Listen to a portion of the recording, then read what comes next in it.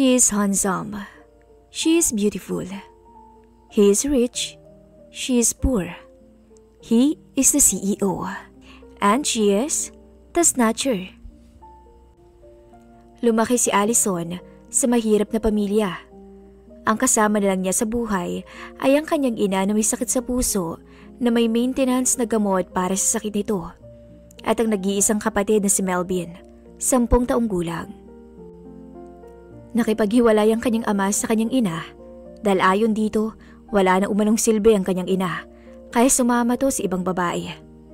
Nagtitinda siya ng isda sa umaga at pumapasok naman sa gabi. Gusto niyang makatapos ng pag-aaral dahil yun lamang ang paraan para makaahon sila sa hirap. Pero hindi sapat ang kinikita niya para tustusan ang pangangailangan nila sa gastusin sa pang-araw-araw at sa pag-aaral nilang magkapatid. Kaya naman ang atakihin sa pusong kanyang ina. Hindi niya alam kung saan kukuha ng pambayad sa ospital. Napilitan tuloy siyang tanggapin ang inaalok na madaling racket ni Ronnie, ang kapitbahay nilang matinik na mandurukot. Kahit kasalanan man sa Diyos ang gagawin niya.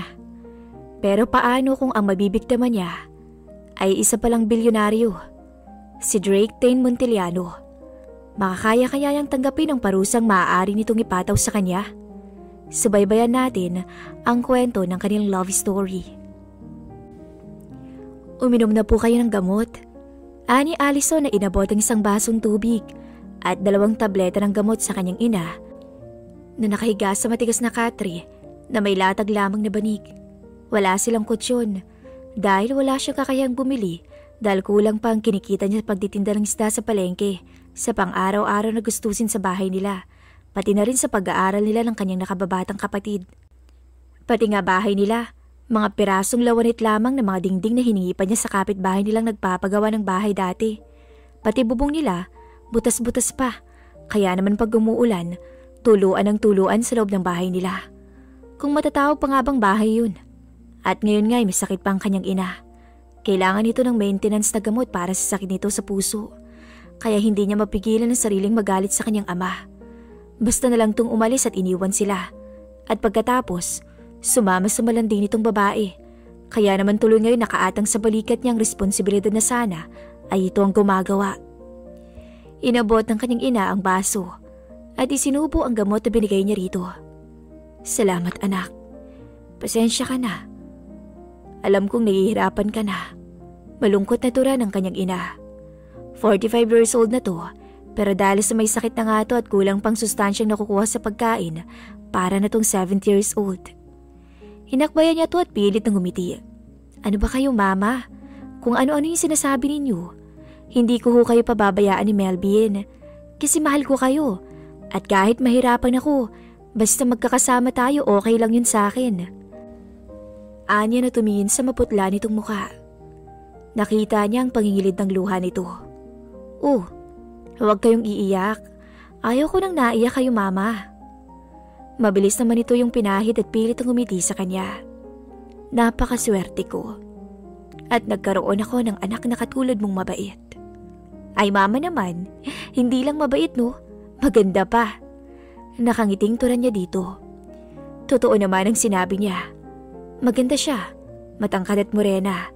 Balingkinita ng kanyang katawan na laging nakatago sa malalaking damit na suot niya.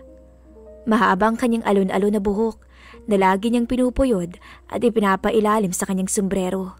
Hindi naman siya tomboy, pero mas komportable siya sa ganong ayos. Namana niyang kanyang height na 5'5" sa kanyang ina. Abay oo naman anak, maganda na maganda ka. Natatawang tura ng kanyang ina. Para namang napipilitan lang kayong sabihin yan. Nakalabing tura niya. Hindi ako napipilitan anak ha. Totoong maganda ka. At super bait pa. Kaya napakaswerte ng mapapangasawa mo sa'yo. Seryoso ang mukhang tura nito sa kanya. Anong asawang sinasabi ninyo? Hindi po ako mag-aasawa hanggat hindi ko kayo naiaahon sa hirap. At gusto ko, maipagamot kayo sa magaling na doktor para gumaling na kayo mama. Ayokong nakikitang nahihirapan kayo. Lumambot ang ekspresyon ng mukha ng mama niya. Hinila siya nito at niyakap. Salamat anak. Mahal ko kayo mama. Mahal na mahal din kita, anak.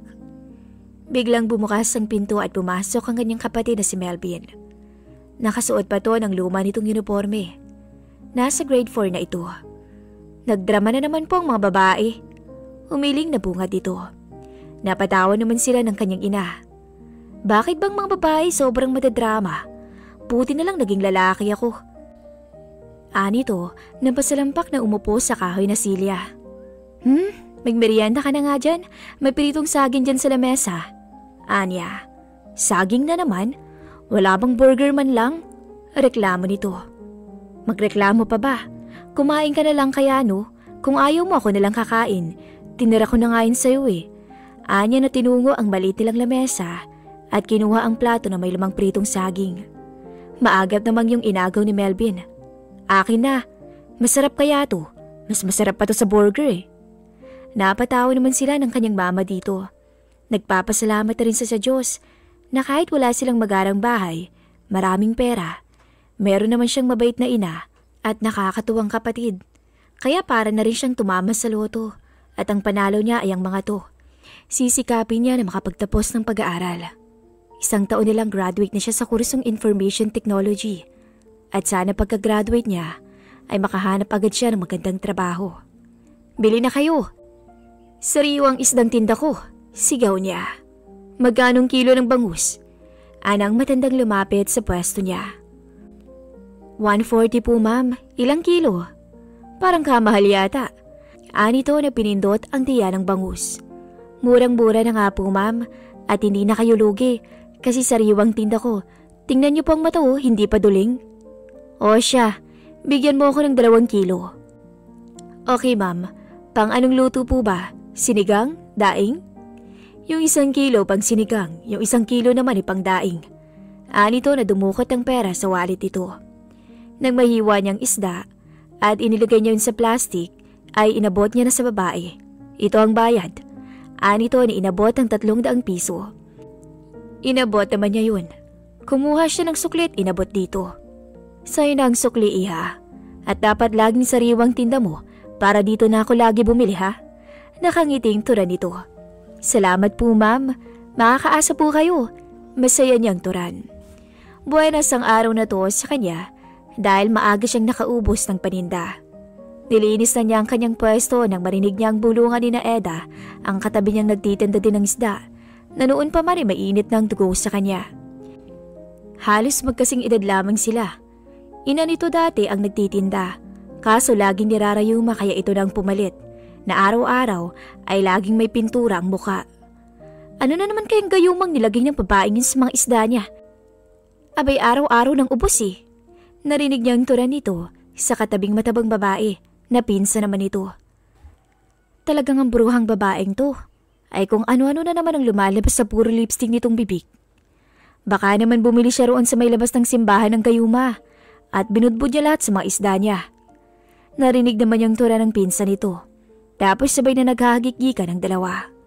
Aba talagang tinitira siya ng balye ng pinsan nito at octopus na Eda na to ha. Hoy, kayong dalawang pinaglihi sa octopus at balyena. Wala akong nilalagay na gayuma sa mga isda ko. Talagang mauubos lahat ng tinda ko kasi puro sariwa. Hindi katulad ng mga tinda niyong isda. Manang-mana sa inyong bilasa.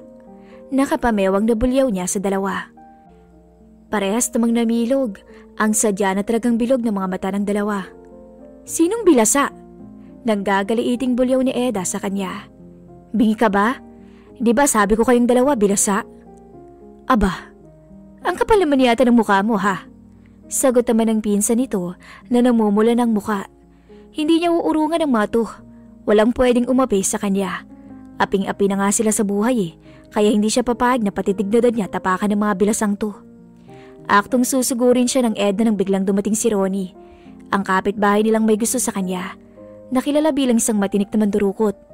Ops, tama na yan, awat ni Ronnie.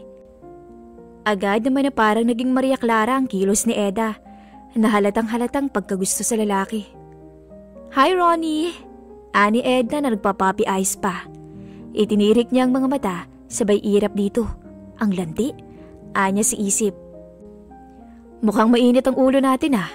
Wika nito kay Eda. Ito kasing si Allison, sinisirang araw ko. Abat ako pa talagang sinisisi mo. Buliyaw niya rito. Talaga naman ah. Sagot naman ito sabay puppy eyes at mapang-akit ang umiti kay Ronnie. Eda, hindi ka dapat nagagalit. Abay papangit ka niyan. Ani Ronnie na halatang natatawa sa huling sinabi. Baka ka mo lalong mabilas ang muka. Anya naman sa isip. Halata namang kilig na kilig si Eda. Talaga bang maganda ako sa paningin mo? Abay oo naman. Para kang si Ann Curtis sa paningin ko. Gusto niyang humagalpak ng tawa sa sinabi ni Ronnie. Pero pinigil niyang sarili. Talaga? Tili naman ito. Oo. Kaya magtinda ka na para maubos na yung mga isda mo. Wika ni Ronnie. Salamat sa papuri ha. Pinasaya mo ko. Wika ni Eda. Tumango naman si Ronnie pagkatapos ay bumaling sa kanya. Mukhang ubos na agad ang tinda mo ha. Oo nga eh. Maaga akong makakauwi. Tamang-tama. May homework kang gagawin. Anya na tinapunan ng trapal ang kanyang pwesto. Tinulungan naman siya ni Ronnie. Kung tinanggap mo sana ang pag-ibig ko, edi hindi ka na nagtsatsagang magtinda dito sa palengke. Tigilan mo ako ha. Alam ko, hindi ko pinangarap na magkaroon ng boyfriend na mandurukot no. Grabe ka naman. Kung yan ang dahilan kaya hindi mo ako magawang mahalin, edi babaguhin ko yung trabaho ko. Tinitigan niya to. Gwapo naman to, matangkad, moreno, at maganda ang pangangatawan. Pero kahit pa siguro ibang trabaho nito, hindi niya to magugustuhan. Wala sa karakter nito ang hinahanap niya sa isang lalaki. Nasabi ko na naman sa'yo diba, na wala kang aasahan sa akin sa panahon ngayong priority kong pamilya ko. Wala pa sa isip ko ang pakikipagnobyo. Bumuntong hininga to, pagkatapos ay malungkot nang umiti sa kanya.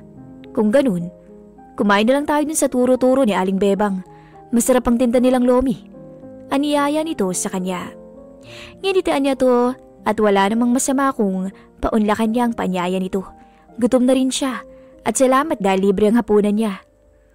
Salamat sa libreng hapunan. Anya kay Ronnie matapos silang kumain. Basta ikaw, kung lagi kang sasama sa akin kumain, palagi kitang ililibre. Naku, gutom na kasi ako kaya sumama ako sa iyo no. Pero kung hindi ako sasama. Alam ko naman kung saan mo kinuha yung pambili mo. Pero salamat talaga nakalibre ako. Anya na inayos ang sombrerong suot. Magkasabay silang naglalakad pa uwi sa kanilang bahay. Tumigil ito sa paglalakad at tumitig sa kanya. Alam mo, makikita ang tunay mong ganda pag tinanggal mo yung suot mong sombrero. Tumigil siya sa paglalakad. Tapos tiningnan to. Komportable ako sa ayos ko at hindi ko kailangang alisin o baguhin ang ayos ko. Nagkibit balikat to at nagpatuloy na sa paglalakad. Umagapay naman siya dito. Bago dumiretso sa bahay nila, bumili muna siya ng 2 kilong bigas at 2 lata ng sardinas para sa hapunan ng kanyang mama at kapatid. Nandito na ako. Bungad niya nang makapasok sa kanilang bahay. Naabutan niyang kanyang mama na nakaharap sa maliit na pugon. Pinababaga nito ang uling. Ma, anong ginagawa niyo? Ikaw pala anak. Nagsasaing ako para sa hapunan natin. Nito ni lumapit sa maliit na nilang lababo at tinugasan nito ang bigas na nasa maliit nilang kaldero. Naku mama, umupo na nga kayo dyan at ako nang bahala dyan. Alam niyo namang bawal kayong mapagod, diba? Anya na inagaw ang ginagawa nito. Hindi naman anak, para ito lang naman eh. Hindi ho pwede. Umupo na kayo at ako nang bahala dito. Isinalang niya ang kaldero sa pugon at pagkatapos, inalalayan niya ang kanyang mama pabalik sa higaan nito. Si Melvin po nasan?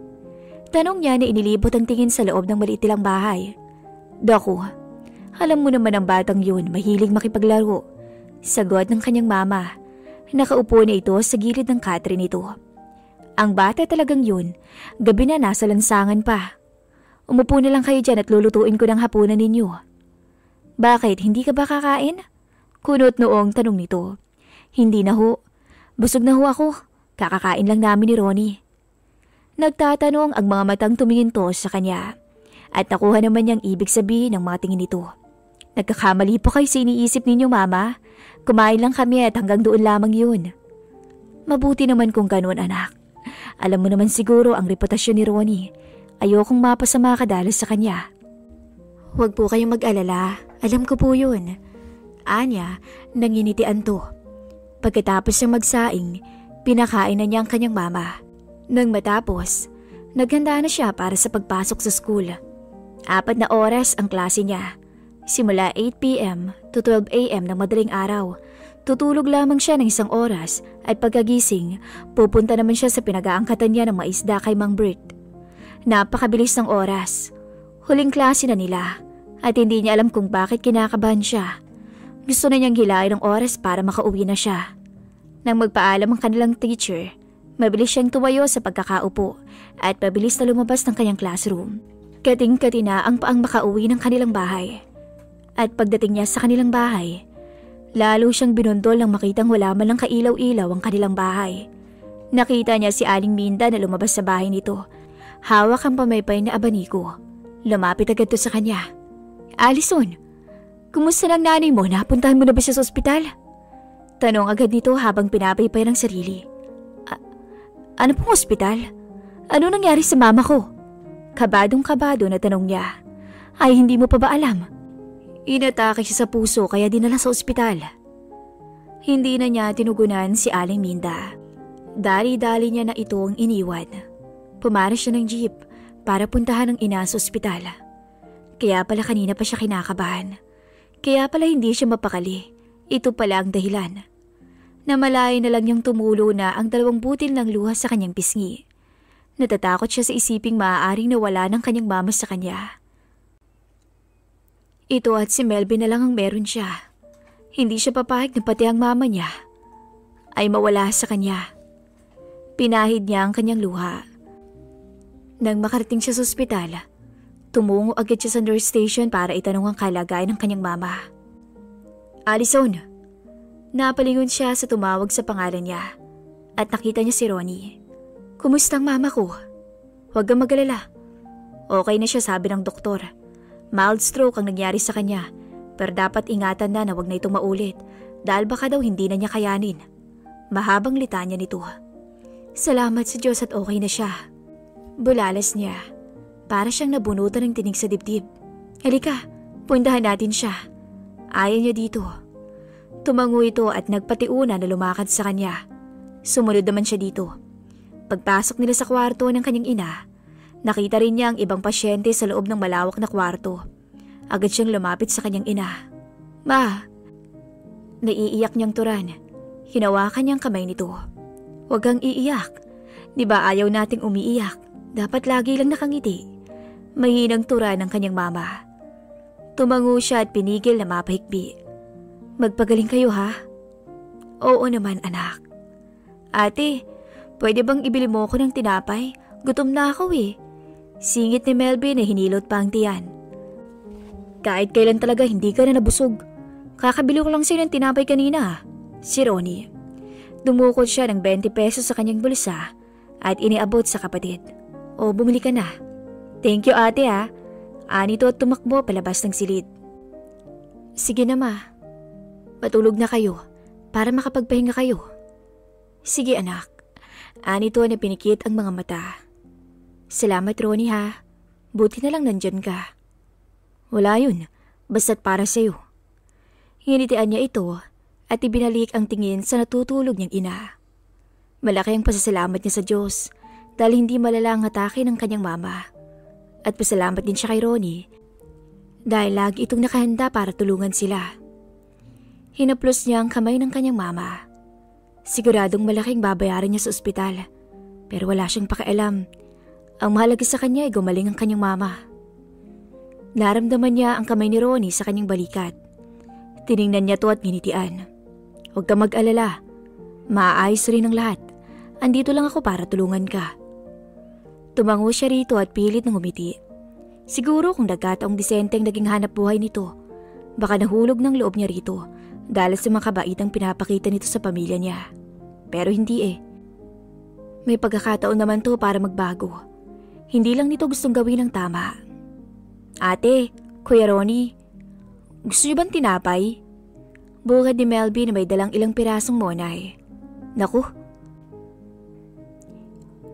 iyon na lang yan at baka mamaya magutom ka na naman."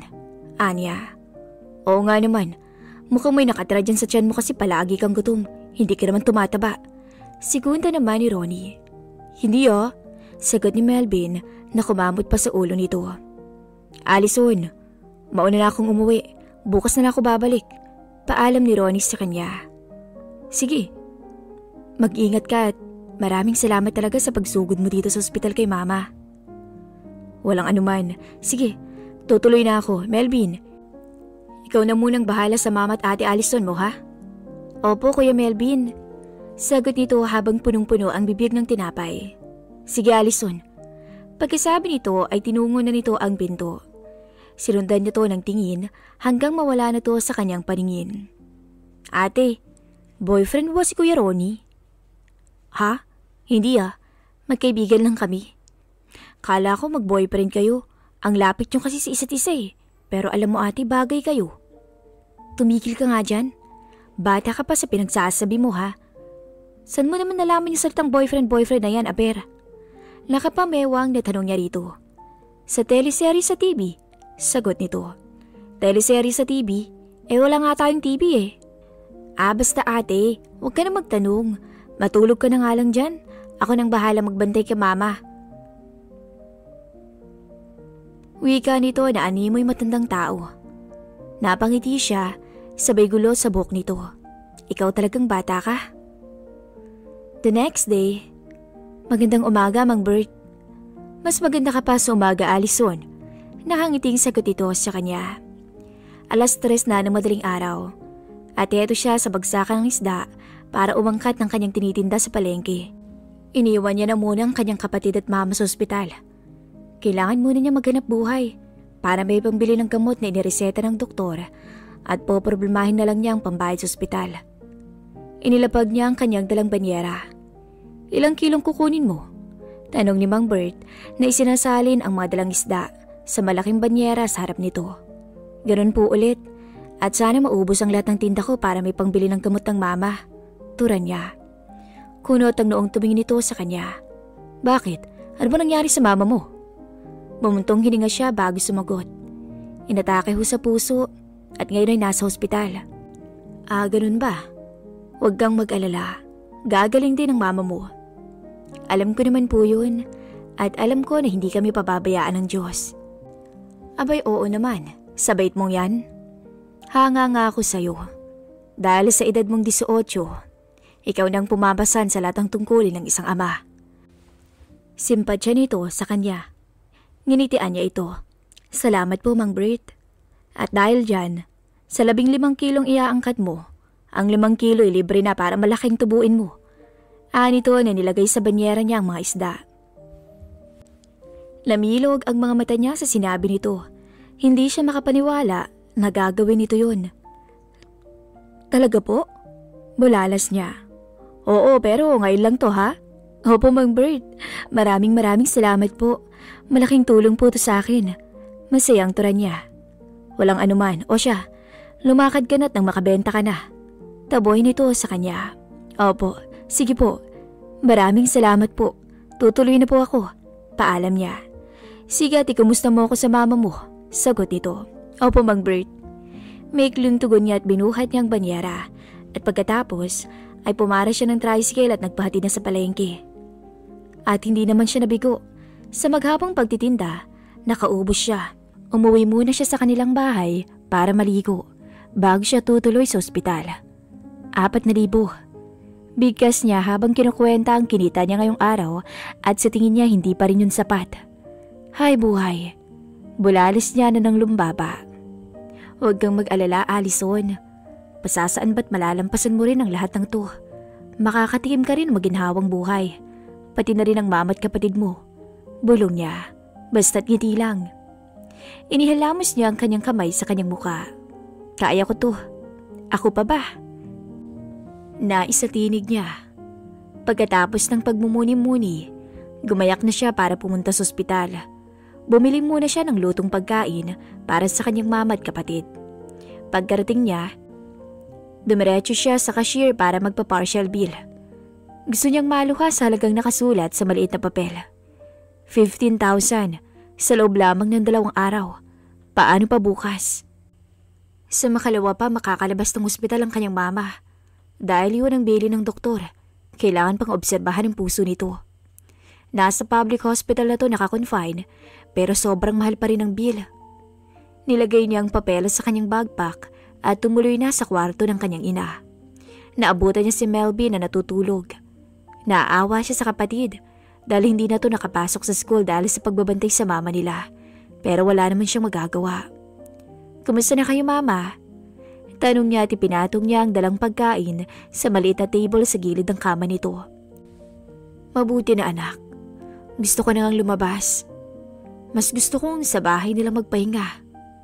Huwag po kayong mag-alala, Nay. Kakausapin kong doktor ninyo bukas." Tumango ito. "Sige, anak." "Ate, ano yung pagkaing dala mo? Gutom na ako eh." Sabat ni Melvin na inusisa ang dala niyang pagkain. "Kanin at adobong manok, kumain ka na." Anya. Kinuha niya ang malinis na plato at naglagay ng kanin at ulam para pakainin ng kanyang mama. "Ayoko na, anak. Busog na ako." Anang ng kanyang mama na nakaapat na subo pa lamang. "Sigurado po kayo?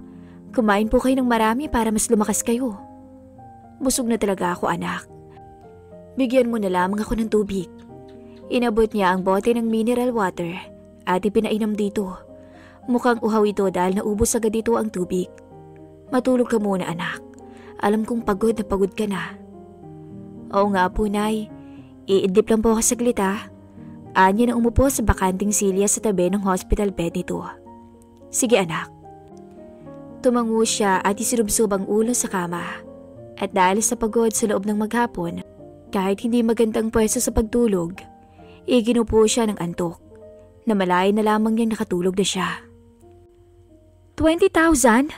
Bulalis niya nang mabasa ang nakasulat sa bond paper na hawak niya. Sang kamay ng Diyos ko kukunin ang ganito kalaking halaga? Lalo ngayon, hindi ako nakapagtinda sa palengke. "May naitabi pa akong pera. Bigay ko na muna sa'yo." Alok ni Ronnie. "Hindi, Ronnie. Itago mo na lang ang pera mo. Baka naman magagawan ko pa to ng paraan." "Kailan ka gagawa ng paraan? Paano kung wala kang mahanap na pera? Hindi pa makakalabas ng ospital si Aling Lenny. Lalong lalaki ang bill nyo." Mahaba nito ang litanya. "Basta, hindi ko tatanggapin ang perang inaalok mo. Baka pagdating ng araw isumbot mo sa akin ang lahat ng yan. Alam mo naman wala akong maibibigay na kapalit." Pabiro pero seryosong turan niya. "Hindi naman ako nahingi ng kapalit ah. Basta ayoko. Bahala ka nga. Ang taas ng pride mo. Ganito na lang. Kung gusto mong makalabas ng ospital ang mama mo, ngayong araw sumama ka sa akin." Napatingin siya dito. "Saan tayo pupunta?" Nakamaang na tanong niya. "Rarakit. Yung mabilis na kita. Total ayaw mo naman tanggapin ang inaalok kong pera." "Anong ibig mong sabihin?"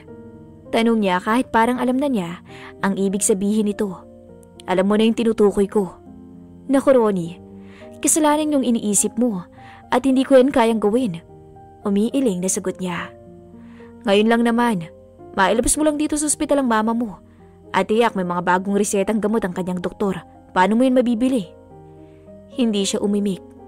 Totoo naman ang sinasabi nito, pero kaya ba niyang gawin ang bagay na yun? Siguradong pag nahuli sila, kulong sila. "Bakit? May alam ka pa bang ibang paraan?" Tanong ng munting tinig sa isip niya. "Pag-isipan mo, alang-alang sa mama mo," ani Ronnie. Nanatili ang kanyang pananahimik hanggang muli niyang marinig na magsalita si Ronnie. "Sige, Allison. Uuwi muna ako at pag napag-isipan mo ng mabuti, puntahan mo na lamang ako." Anito. Tango lamang ang naitugon niya rito. Samantala, si Drake. Ipinarada niya ang kanyang magarang sasakyan sa labas ng isang magarang restaurant. Meron siyang date ngayon with Leslie. Nakilala niya ito nang minsang dumalaw siya sa despedida party ng kaibigan niyang si Christian. Maganda ito at sexy. Idagdag pa ang maputi nitong kulay. Nagtatrabaho din to bilang modelo sa isang modeling company. Nagpakita agad to ng motibo sa kanya. Kaya naman siya bilang lalaki, hindi niya to tinanggihan. Ilang beses na rin niya itong dinala sa kondo niya at ilang beses na rin na may nangyari sa kanila. Pero simulat sa pool, sinabi na niya dito na wala nang mas lalalim pa sa relasyon nila ngayon. At pumayag naman to, so walang naging problema.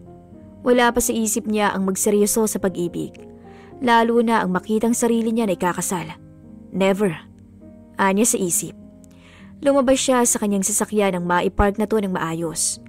Pumasok siya sa loob ng restaurant at agad naman niyang nakita si Leslie. Kumaway ito sa kanya at gumanti naman siya ng kaway dito. Nakasuot to ng green dress na lalong nagpatingkad ng maputi nitong kulay. Nakalugay rin ang tuwid na tuwid nitong buhok. Kahit saan talagang anggulo, napakaganda nito. Para tuloy gusto na niya itong hilahin at dalhin sa kanyang kondo. Ipinilig niya ang ulo at ngumiti dito. Hi, bati niya. Hi, nakangiting bati nito, sabay tayo at mabilis na humalik sa kanyang labi. So, order na tayo, kanina pa ako gutom. Anya na umupo sa katapat na silya nito. Okay, maigling sagot nito. Samantalang si Allison, para nang lalabas ang kanyang puso sa kanyang dibdib. Matapos ang mahabang pag-iisip, ito ngayon sila ni Ronnie. Tinanggap niya ang inaalok nito. Wala na siyang mahanap na ibang paraan. Nangutang siya kay Zenny na nagpapa 5-6 sa kanilang lugar. Ang kaso hindi siya nito pinautang. Kaya ito siya ngayon, kaapit sa patalim. Nakikita mo ba yung lalaking naka-blue? Yung may kasamang naka-green na babae? Tanong ni Ronnie sa kanya. Tiningnan niya ang lalaking tinutukoy nito. Nakaharap ito sa gawin nila kaya naman kitang-kita niya ang mala-Adonis itong itsura. Nasa loob sila ng mamahaling restaurant at katulad ng plano, magpapanggap silang mayaman.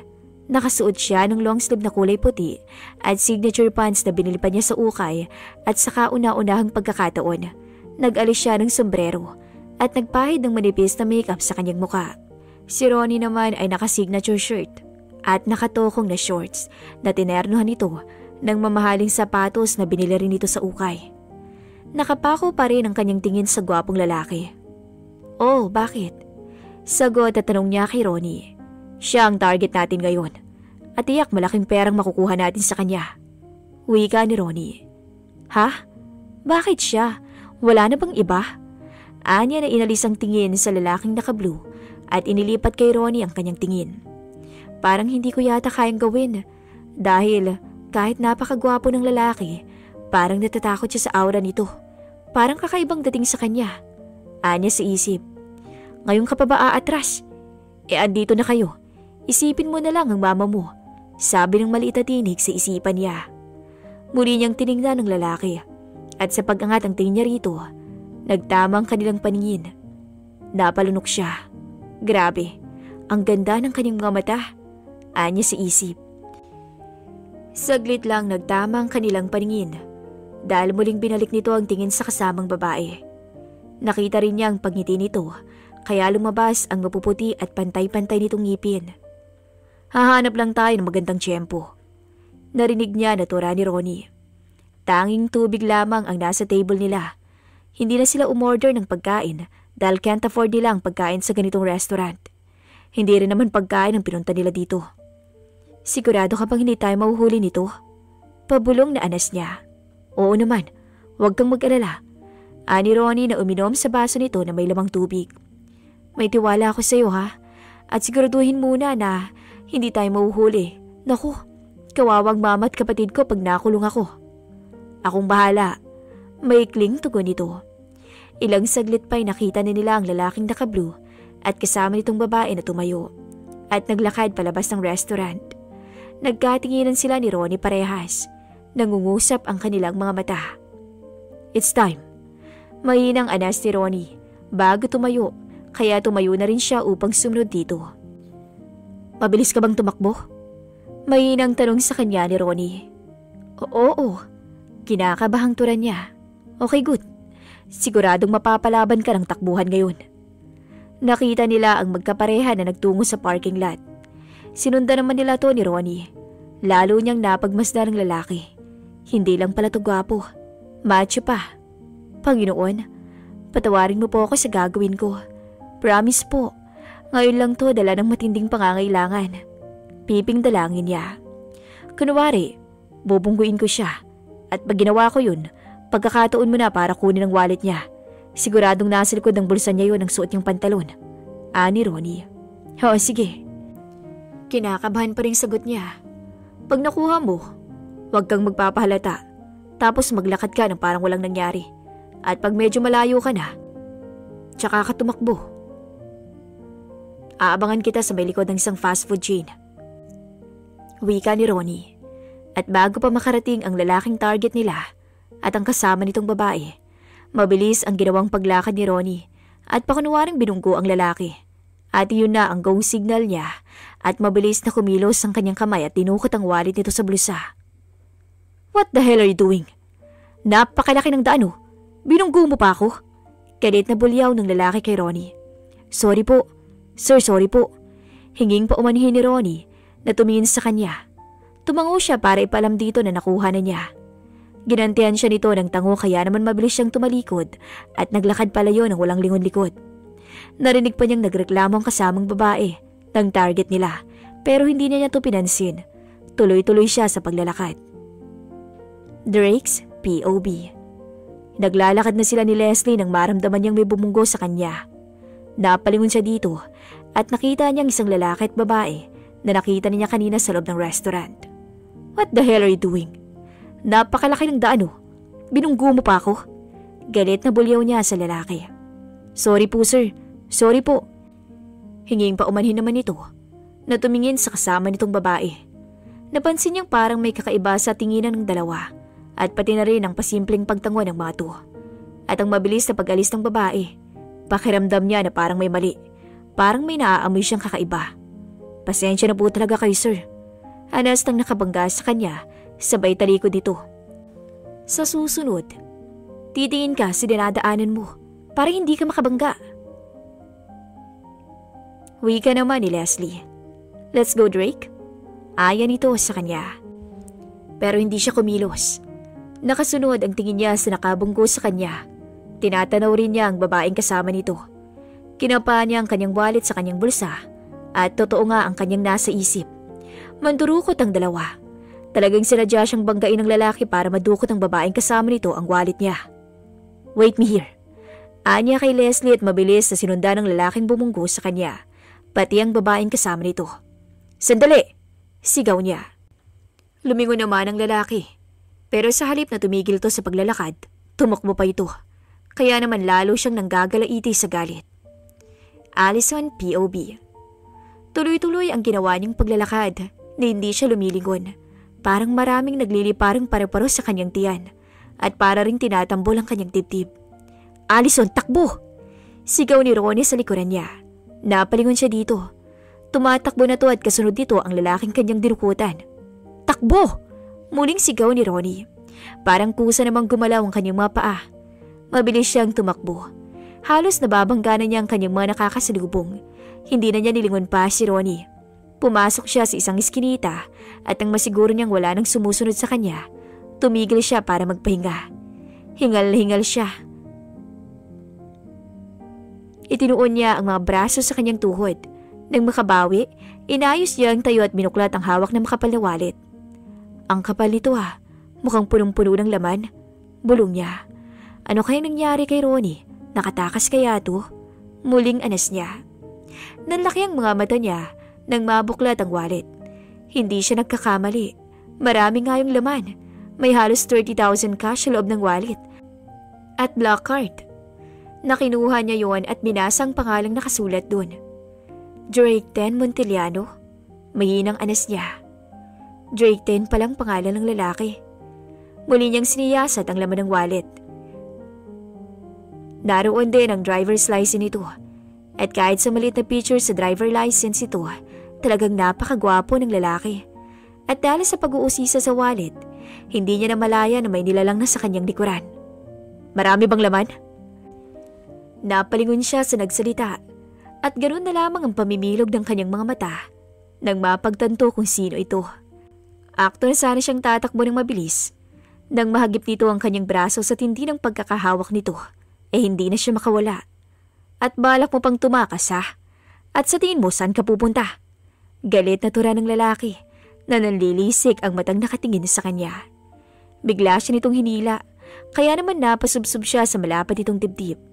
Amoy na amoy tuloy niya ang masculine cologne nito. Nagpumiglas siya pero malakas to. Dadalhin kita ngayon sa police station. Anong baritonong boses nito? Kung kaya mo. Gumana ang kanyang isip at nakaisip ng paraan para makawala dito. Itinaas niya ang tuhod at malakas tong tinuhod sa maselang bahagi ng katawan nito. Napagikto sa ginawa niya. Nabitawan siya nito kaya naman nakawala siya sa malabakan nitong kamay. Ayaw mo kasi akong bitawan eh. Yan ang bagay sa'yo. Nakangising tura niya. Napaluhod na ang lalaki dahil sa sakit na nararamdaman. Magbabayad ka sa ginawa mo. I will break your little neck. Break your neck, mukha mo. Kung maabutan mo pa ako. Anya na tinalikuran to. Sa susunod nating pagkikita, tandaan mo, pagbabayarin kita sa ginawa mo. Sigaw nito sa kanya. Hindi na niya to nilingon at mabilis na nilisan ang lugar na yon. Drake, POB. I want you to find this girl and bring her here. Turo niya si sketch ng mukha ng babae sa isang bond paper. Yes, Chairman. Sagot ni Jason ang kanyang kanang kamay. Simula nung pumalit siya sa posisyon ng kanyang ama bilang CEO, ito na ang naging kanang kamay niya. At driver, bukod kay Eva na personal assistant niya, na PA pa ng kanyang ama. Kung kinakailangang gumamit ng dahas para madala mo siya dito, gawin mo. Dagdag niya. Hindi pwedeng hindi siya makaganti sa babae. Dinukot nito ang wallet niya at higit sa lahat. Tinuhod nito ang kaligayahan niya. Paano na lang kung mabaog siya? De hindi dadami ang lahi niya. Gaganti siya. At sisiguraduhin niyang hindi nito makakalimutan ang gagawin niya. Nakangising tura nito sa isip. Allison, POV. Saan mo kinuha ang perang? Pinanglabas mo sa akin sa ospital? Tanong ng kanyang mama. Ito ang tanong na hindi niya gustong marinig. Alam niyang pag nalaman ng mama niyang ginawa niya, tiyak na magagalit to. Huwag niyo na hong itanong mama. Ang mahalaga ay nakalabas na kayo ng ospital at nabili kong lahat ang mga gamot na nireseta ng doktor. Ang gusto kong gawin ninyo ay magpagaling. Anya, naalanganing umiti dito. Hanggat hindi mo sinasabi sa akin kung saan mo kinuha ang perang ginamit mo sa paglabas ko, hindi ko iinumin ang mga gamot na binili mo para sa akin. Ito na nga bang kinakatakutan niyang sandali? Anya sa isip. Mabilis nagagilap ang utak niya nang may dadahilan dito at biglang pumasok sa isip niya si Mang Bert. Lumapit ho ako kay Mang Bert at hindi naman ho siya nagdalawang isip na pahiramin ako ng pera. Ang sabi ko huhulog-hulugan ko na lamang sa kanya. Pagsisinungaling niya at sana maniwala ng kanyang mama at huwag nang magtanong pa dahil hindi na niya alam kung ano pang pagsisinungaling ang sasabihin niya. Tuwitig ito sa kanya. Kita niya sa mga mata na parang nag-aalinlangan pa rin to kung maniniwala to sa kanya. Ganun ba? Kailangan ko palang magpasalamat kay Mang Bert. Anito. Ha? Naku, ako na lang ang magpapaabot ng pasasalamat niyo. Sige anak, sabihin mo, maraming salamat sa pagtulong niya. Opo mama. Maikling tugon niya na tinalikuran na to. Kaya naman hindi nito nakita ang guilty face niya. Marami na siyang kasalanang ginawa. Una ang magnakaw. Ngayon naman ang pagsisinungaling. Ano ba kaya ang susunod? Pasok na po ako mama. Paalam niya dito na humalik sa pisngi nito. Mag-iingat ka anak. Opo. Melvin, ikaw na munang bahala ha? Wika niya sa kapatid. Opo ate. Tugon naman ito. Matapos marinig ang tugon ng kanyang kapatid, lumabas na siya ng kanilang bahay. At habang naglalakad, pumasok sa isip niya ang lalaking dinukutan niya ng wallet. 2 araw nang nakalipas, pero nakatatak pa rin sa isip niya ang gwapong mukha nito. Grabe, sa hinagap hindi niya akalain na magagawa niyang magnakaw. Makasalanan na siya at sana mapatawad siya ng Diyos sa ginawa niya, pati na rin yung gwapong lalaking nabiktima niya. Itinago niyang wallet at pati na rin ang mga ID nito sa kanyang damitan. At tuwing gabi, pag narating siya sa school, lagi niyang tinitingnan ang maliit na picture nito sa driver license nito. Nadadala siya sa maganda nitong ngiti. Napakagwapo nito at hindi niya tatanggi sa sarili na umuusbong sa puso niya ang paghanga dito. Allison! Narinig niyang tawag ni Ronnie mula sa kanyang likuran. Tumigil siya sa paglalakad at hinarap to. Bakit? Tanong ko lang kung gusto mo bang sumama sa racket ko bukas. Tumaas ang kilay niya rito. Hindi na. Tama ng isang beses. Sobra lang akong nangangailangan ng araw na yun kaya ako yung nagawa. Anya dito. Nagkibit balikat to. At ngumiti sa kanya. Pero alam mo, hanga ako sa bilis mong tumakbo. Nakangising tura nito. Huwag na nating pag-usapan ang bagay na yun. Papasok na ako at baka maliit pa ako. Anya na tinulukuran to. Pero muli siyang humarap. Salamat sa tulong mo Anya nang umiti dito. Basta ikaw. Anito na sumaludo sa kanya. Tinalikuran na niya to at naglakad na palayo. Naghintay siya ng jeep na masasakyan nang may tumigil sa tapat niya na isang itim na van. Bumukas ang pinto at lumabas doon ang 4 na nakaitim na mga lalaki at walang sabi-sabing hinawakan siya sa magkabila niyang braso at pilit na sinakay sa loob ng van. Bitawan niyo ako! Sigaw niya habang nagpupumiglas. Tumahimik ka! Sigaw naman sa kanya ng isa sa mga lalaki na may malaking katawan at nakakatakot na muka. Ano bang kailangan niyo sa akin? Muling sigaw niya nang maipasok na siya ng mga to sa loob ng sasakyan at pilit tinatalian ang kanyang kamay at nilalagyan ng busal ang kanyang bibig. Pero nagwawala siya. Kaya naman hindi ng mga tumagawa ang mga gustong gawin. Wala kaming kailangan sa'yo. Boss ko ang may kailangan sa'yo. Sagot ng driver na naiibang itsura sa 4 na lalaki sa tabi niya. Kumunot ang kanyang noo sa sinabi nito. Boss niyo? Ano namang kailangan sa akin ng boss niyo? Pakawalan niyo ako dito. Muling sigaw niya. Sige na, patulugin niyo na yan. Utos ng driver. Masusunod. Sagot ng isa sa mga lalaki. Anong gagawin niyo? Hindi na niya naituloy ang sasabihin nang biglang takpan ng isa sa mga lalaki ng panyo ang kanyang ilong at bibig at ilang saglit lang nakaramdam na siya ng pagkahilo at tuluyan ng nagdilim ang kanyang paningin. Nang imulat ang kanyang mga mata, bumungad ang kadiliman sa kanyang paningin pero ramdam niya ang kalambutan ng kanyang hinihigaan. Kama? Bulong niya. Kailan pa siya nagkaroon ng kama? Bumalik sa alaala niyang naganap sa van at ang mga lalaking kumidnap sa kanya. Agad hinalinhina ng takot ang kanyang dibdib. Anong balak ng mga to sa kanya? Paano kung gasain siya ng mga to? Pinakiramdaman niya ang sarili. Mukha namang walang pinagbago. Wala naman siyang nararamdamang kakaiba. Bumangon siya at bumaba sa kama. Kinapa niyang nadaanan. Hanggang sa nakapa niyang siradura ng pintuan. Pipihitin na sana niyang siradura nang biglang bumukas ang ilaw. Balak mo na namang tumakas. Nagitla siya nang marinig ang baritonong boses na nagsalita sa likuran niya. Bigla siyang lumingon sa likuran niya at ganoon na lamang ang panlalaki ng mata niya nang mapagsino to. Ikaw? Bulalas niya. Yeah, it's me. And it's payback time, darling. Nakangising tura nito at nakita na naman niya ang maganda nitong ngiti at kakaibang kislap sa mga mata nito. Lalong nanlaki ang kanyang mga mata at sa pangalawang pagkakataon, muling nagdilim ang kanyang paningin at nilamon na naman siya ng madilim na karimlan. Tapik sa kanyang pisngi ang nagpabalik sa kanyang malay. Wake up, sleepyhead.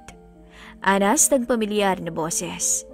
Iminulat niya ang mga mata at bumungad sa kanya ang gwapong mukha ng lalaking dinukutan niya.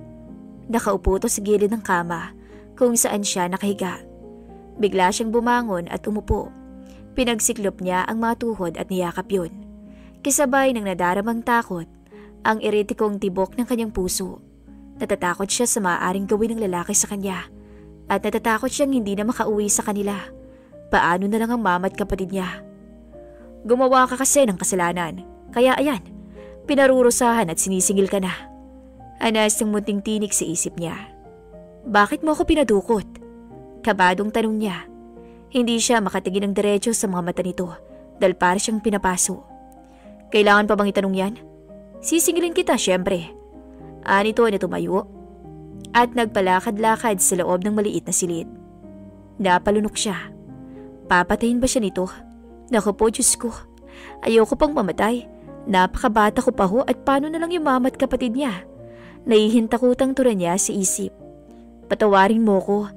Hindi ko naman sinasadya yung ginawa ko. Sobrang nangangailangan lang ako kaya ako nagawa yun. Pero huwag kang mag-alala. Ibabalik ko yung kinuha ko ng buo. Pati na rin yung wallet mo. Basta pakawalan mo lang ako. Pakawalan mo na ako, oh please. Maluhaluhang turan niya dito. At sa tingin mo, ganun lang kadali yun? Nakataas ang kilay na turan nito. Parang awa mo na. Huwag mo akong papatayin. Naiiyak na turan niya na lumapit dito at lumuhod sa harapan nito at hinawakan din niya ang magkabila nitong binti. Patayin? At sinong may sabing papatayin kita? At saka pwede ba? Tumayo ka nga dyan at bitawan mo na ako. Bilyaw nito sa kanya. Nagmadali naman siyang tumayo at hinarap to. Halos mabali na ang leeg niya sa pagtingala dito. Kung hindi mo ako papatayin, ipapakulong mo ko. Namimilog ang matang bulalas niya. Right, turan nito. Ipapakulong mo ko? Naku sir, parang awa mo na oh. Ayokong makulong. Hindi pwede. Kawawa naman ang mama at kapatid ko. Ako lang ang inaasahan nila. Bangiyak-ngiyak na turan niya. Nakita niya ang pagngiti nito. Hindi kita ipapakulong. Pero sa isang kondisyon. Anong kondisyon? Nakamaang na tanong niya. One night with me. Nakangising wika nito bago tiningnan siya mula ulo hanggang paa. Laglag ang pangang nakatingin siya dito. Halos lumuwa na rin ang mga mata niya. Ano? Tanging naibulalas niya. Make love to me. And then you're free. Nakangisi nitong turan na muling tiningnan siya mula ulo hanggang paa at bumalik ulit pataas ang tingin nito at tumigil sa dibdib niya ang nakatago sa malaki niyang damit. Namula ang kanyang mukha. Manyak pala tong lalaking to eh. At sa tingin niya papayag ako sa gusto niyang mangyari. No way! Hindi niya to asawa kaya bakit niya bibigay dito ang kanyang puri? Anya sa isip. Hindi ako papayag. Anong akala mo sa akin?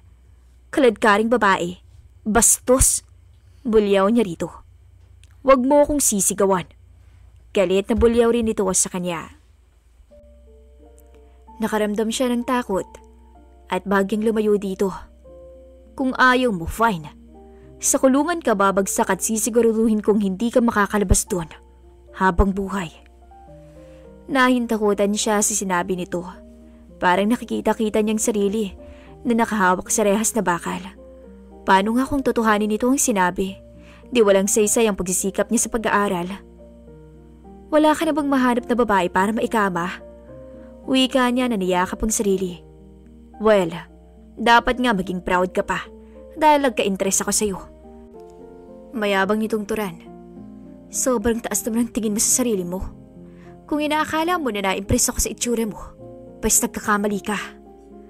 Kita naman niya ang pagtatagis ng bagang nito na halatang nainis sa kanyang sinabi. Well, kung ayaw mo sa kondisyon ko, then wait for the police. Hindi ko nga kayang gawin. At bakit ba sa dinami-daming pwede mong ipang-blackmail sa akin? Yun pa. Wala ka na bang makitang babae? At pati ako gusto mong tirahin? Manyak ka ba? Nakita niya ang pagtagis ng bagang dito. Hindi ako manyak. At alam mo, kung umarte ka para kang birhen, sigurado naman akong kung sino-sino na rin ang lalaking nagkama sa'yo. Lalo pa na nasa ganyang trabaho ka. Nakangising turan nito. Namula ang kanyang mukha at umakyat sa ulo niya ang kanyang dugo. Kumilos ang kanang kamay niya. Ikinuyom niya ang kamao at dumapo yun sa mukha ng lalaki. Sa bulto sa bibig. Nabigla ito sa ginawa niya. Kita niya ang pagtulo ng mapulang likido sa pumutok nitong labi. Kulang na lang ay lumabas ang apoy sa mga mata nito sa pagkakatingin sa kanya. At hindi niya napaghandaan ang gagawin nito. Para itong ipo-ipo sa bilis. Nanahagip agad dito ang kanyang bewang at ikinulong sa malabakal itong katawan. Naramdaman niya ng sakupin itong kanyang labi. Halos sibasibin ito ang kaloob-looban ng kanyang bibig. Nalalasahan na rin niya ang dugo na nagmumula sa pumutok nitong labi dahil sa pagkakasuntok niya. Nagpumiglas siya pero talagang malakas to. Binitawan lamang siya nito nang itulak siya nito sa kama.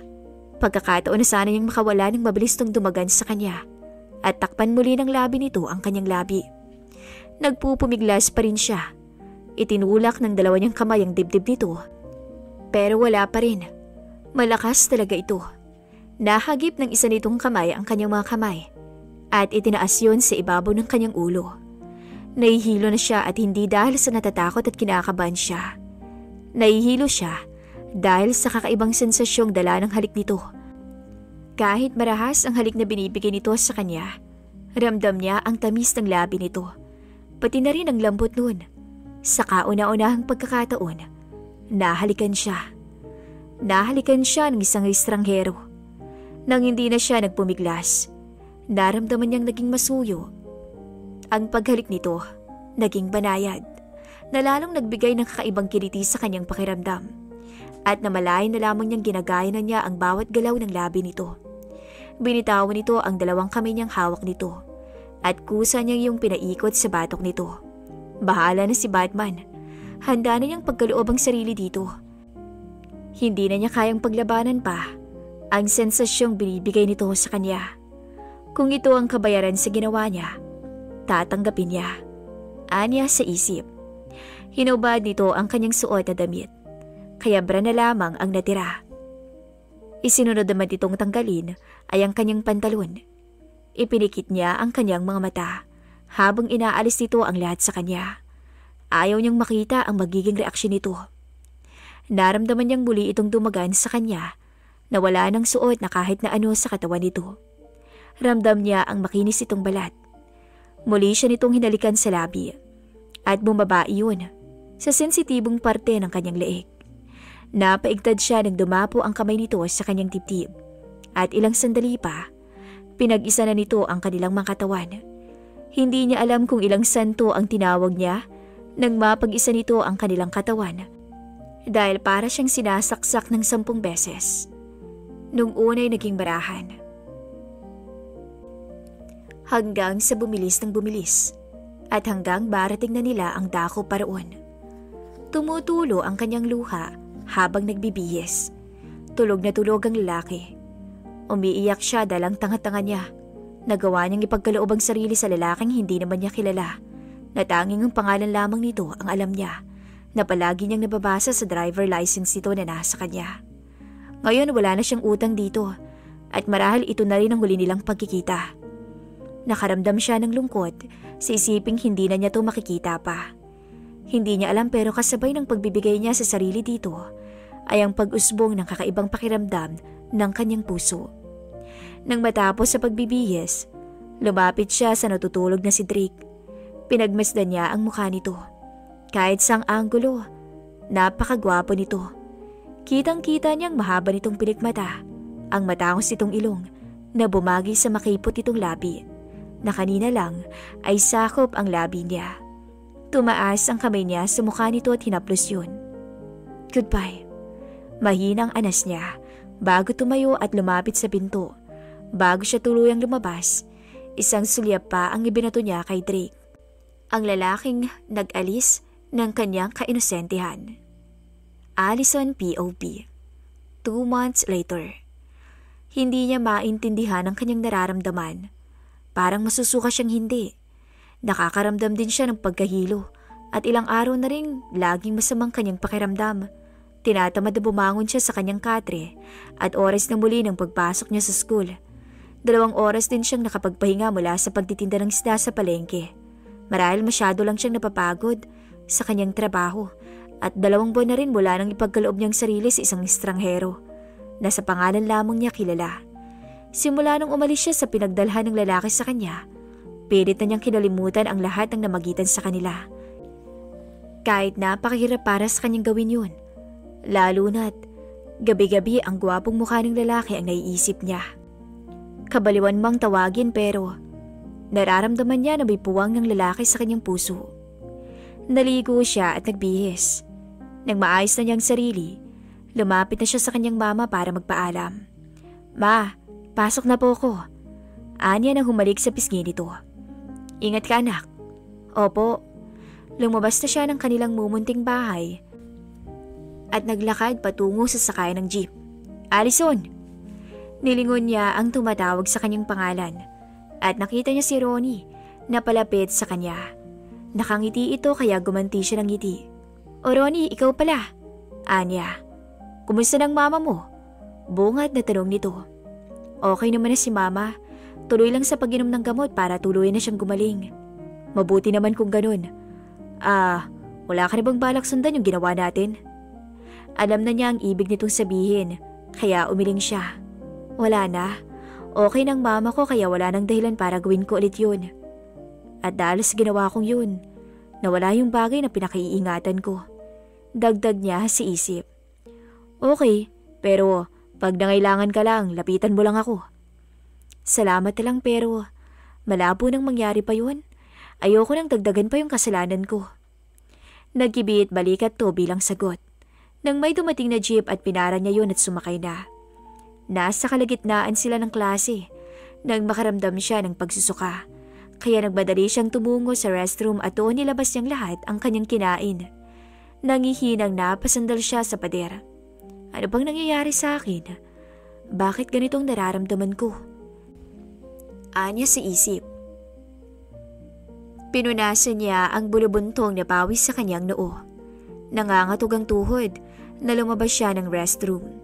Nakaramdam siya ng pagkahilo at ilang saglit lang ay tuluyan ang nagdilim ang kanyang paningin at humandusay na sa sihig. Marahan niyang iminulat ang nanlalabong paningin nang luminaw na ang kanyang tingin. Nakita niya ang puting kisame. Inikot niya ang paningin sa loob ng maliit na kwarto mula sa nakatabing na kortinang puti. Lumabas ang isang nakaputing babae na hula niya ay nurse dahil sa uniform na suot nito. Nakangiti itong lumapit sa kanya. Bumangon siya at isinandal ang kanyang likod sa pader. Kumusta ang pakiramdam mo? Nakangiting tanong ng nurse sa kanya. Medyo okay naman po. Nasaan po pala ako? Nandito ka sa clinic ng school. Alam mo ba kung bakit ka nawala ng malay? Umiling siya. Hindi po. Maikling sagot niya. Kailan ang huling period mo? Napakunot ang noo niya. Bakit tinatanong nito kung kailan ang huling period niya? Anong kunik nun sa pagkakawala ng malay niya? Oo nga pala, 2 buwan na siyang hindi dinadatnan. Namilog ang kanyang mga mata dahil sa maaring delay o dahilan ng pagka-delay ng kanyang period. 2 buwan na po akong hindi dinadatnan. Nauutal niyang turan. Naku, sana po maling iniisip ko. Pipingturan niya sa kanyang isip. At alam mo ba ang dahilan ng mga sintomas na nararanasan mo ngayon? Muling tanong nito.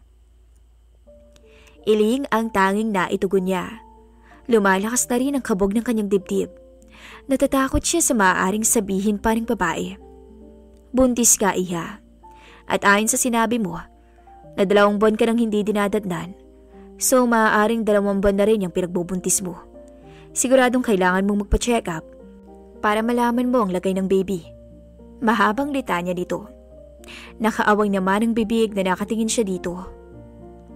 Wala siyang maapuhap na sasabihin. Buntis siya.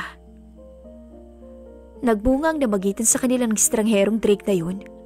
Paano ng pag-aaral niya at ang kanyang mama at ang kapatid niya? Makakaya ba niyang maging dalagang ina? Paano na lang yung magiging anak niya? Ayaw niyang matulad to sa kanya na walang ama. Miss Andrada, okay ka lang? Tanong ng nurse sa kanya. Namuo ang luha sa kanyang mata at parang gripong nagsimbilis na dumalo yun sa kanyang magkabilang pisngi. Sa tingin mo okay ako? Paano ko sasabihin sa mama ko ang kalagayan ko? Baka atakihin na naman yun sa puso. Umiiyak na sabi niya. Umupo sa tabi niya ang nurse na hanggang ngayon ay hindi pa niya alam ang pangalan. Hinaplos ng kanang kamay nito ang kanyang likuran. Ang mas maganda mong gawin, puntahan mo ang kanyang ama at sabihin mo ang kalagayan mo. Siguro naman may paninindigan siya at pananagutan ka niya. Paano ko gagawin yun? Hindi ko nga alam kung nasan na ngayon ang lalaking yun. Nasa pangalan lang din niya kilala. Kilala bilang hambog. Anya sa isip. Hindi naman niya pwedeng sabihin sa babaeng tunay na dahilan. Hindi niya tinugunan ang mungkahi nito at patuloy lang siya sa pag-iyak. Tahan na. Maapektuhan si baby sa pag-iyak mo. Anito. Ganun pa yun? Sumisinghod na turan niya. Pinahid niya ang kanyang luha. Oo, kaya huwag ka nang umiyak. Katulad ng sabi ko, sabihin mo sa kanyang ama ang kalagayan mo at tiyak naman akong pananagutan ka niya. Nakangiting tura nito. Kahit naiiyak pa, ginantihan niya ang ngiti nito. Mukha naman tong mabait at sa hula niyang nasa higit 30 ng edad nito. Siguro tama nga ang sinabi nito. Hahanapin niya si Drake at sasabihin niya na daladala niya sa kanyang sinapupunan ang magiging anak nila. Kailangang panagutan siya nito. Kailangang bago niya sabihin sa kanyang mama na buntis siya, may maipapakilala siya ditong ama ng anak niya. Pumasok sa isip niya ang wallet nito. Tiyak may calling card dito roon. Makikita niya ang address at telephone number nito. Hindi pwedeng hindi siya nito panagutan. Gagawin niya ang lahat. Magkaama lang ang kanyang anak. Sisiguraduhin niyang hindi ito magagay sa kanya na walang ama. Muntik na siyang malula habang nakatingin sa napakataas na building sa harapan niya at may nakasulat sa harap nito. Malalaking kulay silver na Monteliano Tower. Last name ang Monteliano ni Drake.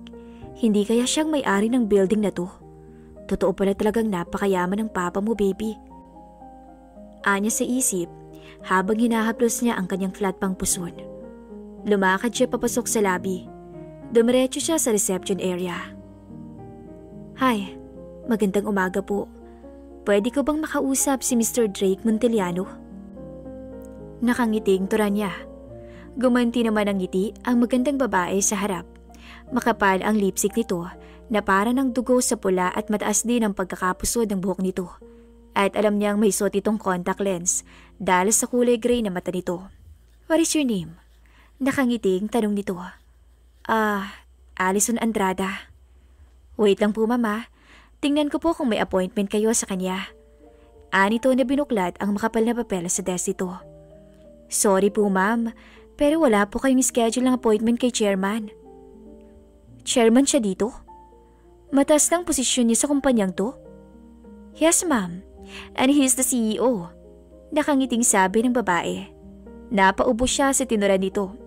Nalunok niyang lahat ang kanyang laway. CEO? Ay grabe. He's the CEO. And I'm the snatcher girl. Ang sagwa. Parang napakalabong panagutan nito ang kanyang anak. Malabo pa sa sabaw ng panus. Anya sa isip, pero hindi siya dapat susuko. Kailangan niyang makausap si Drake ngayong araw din to. Nakikiusap po ako, miss. Kailangan ko po siyang makausap ngayon eh. Importante lang po. Pagsusumamo niya. I'm sorry po ma'am. Mahigpit pong pinagbabawal ni chairman na wag papasukin sa kanyang opisina ang hindi niya ka-appointment. Umiiling na tura ng babae na may name tag na Ana. Please, tawagan mo siya. Sabihin mo kailangan ko siyang makausap. Kilala niya ako at iyak pag tinawagan mo siya, papapuntahin niya ako sa opisina niya. Kaano-ano po ba niya kayo ma'am? Girlfriend, wika niya. Nagulat naman ang babae. Pagkatapos, tiningnan siya mula ulo hanggang paa. Napakagatlabi siya. Sigurado siyang hindi ito naniniwala sa sinabi niya. Dahil sa suot pa lang, mukhang hindi na talaga kapani-paniwala. Malaking black t-shirt na tinuernuhan niya ng kupas na baong na pantalon at sapatos na niluma na ng panahon at sombrerong palaging nasa kanyang ulo. I'm sorry ma'am pero hindi po talaga pwede eh. Matigas sa tura ng babae. Nakikiusap ako si miss. Buhay ang nakataya dito kaya kung pwede lang, tawagan mo na yung chairman mo at kailangan kong makausap na siya ngayon din. Galit ng tura niya. Mukhang nasindak naman ang babae at agad dinampot ang telepono at nagdial. May naghahanap na babae kay chairman. Alison Andrada ang pangalan. Kailangang makausap daw niya si chairman ngayon. Importante daw. Anito sa kabilang linya habang nakatingin sa kanya. Naghintay ito ng tugon mula sa kabilang linya bago nakita niya itong tumango at ngumiti sa kanya. Maupo lang muna kayo ma'am. May bababa po para sunduin kayo dito. Anas ng babae. Salamat. Anya, naumupo sa bakanting silya sa harap ng desk nito. Huminga siya ng malalim. Kailangan niyang ihanda ang sarili sa muli nilang pagkikita ni Drake Monteliano. Miss Andrada. Itinaas niya ang kanyang paningin at nakita niya ang isang seryosong mukha ng isang gwapong lalaki. Ako nga, sagot niya. Follow me. Anas nito na nagpatiuna ng maglakad patungo sa elevator. Mabilis naman siyang sumunod dito.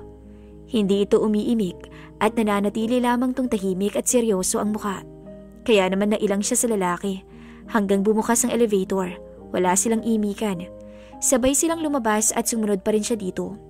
Tumigil sila sa isang nakapinid na pinto na may nakasulat na capital letter na CEO. 3 katok ang ginawa ng lalaki bago narinig niya ang isang pamilyar na tinig na hinding-hindi niya makakalimutan. "Come in." Anong baritonong boses sa loob. Agad binundol ng kaba ang kanyang dibdib. Kahit talaga boses lang ni Drake, malaking epekto sa kanya. Parang hindi niya yata kayang humarap dito. Natatakot siya sa maaaring maging reaksyon nito. Baka ipakaladkad siya nito sa gwardya palabas ng kumpanya nito pag sinabi niya yung totoong pakay niya. "Hindi ko kaya. Ayoko. Natatakot ako. Sorry baby pero hindi ko yata kayang harapin ang papa mo." Anya sa isip at bumilang siya ng hanggang 3 bago akmang tatalikuran na ang lalaki para umalis. Kaso, huli na ang lahat. Nabuksan na nito ang pinto at nakita na siya ni Drake na ngayon ay titig na titig sa kanya. Kiming iditian niya ito, pero nanatili lamang tong nakatingin sa kanya. Pumasok ang lalaking kasama niya sa loob, kaya naman sumunod siya rito. "Hay naku naman, napasubo na baby, bahala na nga. Nakakatakot pa namang tumingin si papa mo, para akong lalamunin ng buhay eh." Anya si isip.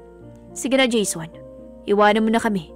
Seryosong tura ni Blake sa lalaking sumundo sa kanya. "Yes, Chairman." Maikling sagot ito na aktong tutungo na sa pinto ng tawagin niya to. "Salamat Jason." Nakangiting tura niya. Gumanti naman to ng ngiti. "At sinong may sabi sa'yo nang ngitian mo siya?" Galit na bulyaw dito ni Drake. Nagitla siya sa malakas itong boses, kaya naman namimilog ang matang tumingin siya dito. "I'm sorry, Chairman." Hinging paumanhin ni Jason na iniyuko pa ang ulo. Isang sulyap ang binigay nito sa kanya bago tuluyang lumabas. "Hoy, ikaw!" Tukoy nito sa kanya. Bakit?" Nauutal niyang sabi. Kinakabahan siya. Mukhang pag sinabi niya rito ang pakay niya ay iahagis na lang siya dito sa malaking salaming bintana. Tiyak durog ang katawan niya. Pag bumagsak siya sa lupa. "Anong ginagawa mo rito sa opisina ko?" Medyo kalma na nitong tanong sa kanya. "Ha? Ano kasi eh? Kasi..." Nauutal na sabi niya. Hindi siya makapagsalita ng maayos dahil naiilang siya sa mga tingin nito. "Pwedeng magsalita ka ng maayos. Sinasayang mo ang oras ko. Hindi mo ba alam na bawat minuto at oras ko ay importante sa akin? Kaya kung ano man ang sasabihin mo, sabihin mo na." "Paano ba ako makakapagsalita ng maayos eh? Naiiling ako sa tingin mo." Turan niya sa isip. 5 minutes. Bibigyan kita ng 5 minuto para magsalita." "Ha? Napakaikli naman nun. Pwede bang kahit 10 minuto naman?" Hirit pa niya. "No. Your time start now." Anito.